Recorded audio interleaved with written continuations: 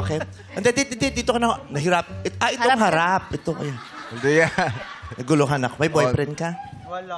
Wala. Ay, Bakit? Wala kang boyfriend? Ayaw mo? Na-trauma ka? na-trauma. Oh. Bakit?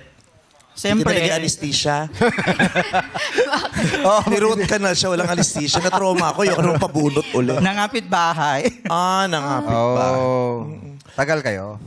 Matagal kami. Gano'ng katagal, ate? 9 years? Ay, ang tagal. Oh, ang tagal! Ikaw nga 11 eh. Hindi ako yun. Yung chinita Wag mo na yun. ibalik. Yung chinita yun. Si Chinito. Eight lang ako.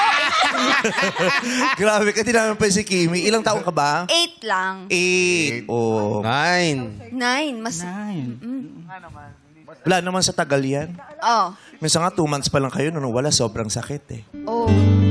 Di ba? Totoo. Wala sa tagal ng panahon kung kailan kayo nagsama. Pero syempre pag 9 years, nakapag-build na kayo ng pundasyon eh. Naku, yung iba nga, pagdating ng ages, parang wala na eh. Kaya nung sabi nila, kung hiniwalayan daw sila nung first year, mas masakit. Kasi yun yung kilig na kilig siya, yung parang patay na patay Invested siya. ka. Nung mga 10th year na sila, parang wala na. Kaya nung sabi, okay. Nawala na yung... Yung iba naman kasi nasasaktan dahil mabigat talaga yung nangyari. Mabigat yung ginawa.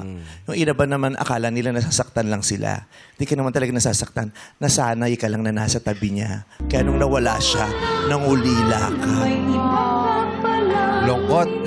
Di ba? Kaya tatanungin mo sarili mo, nagmamahal ka pa ba o nasanay ka na lang? Nasanin na lang na... Ganon! Ganon. Oo, parang nag-gym ba? Nag-ano to. Ano?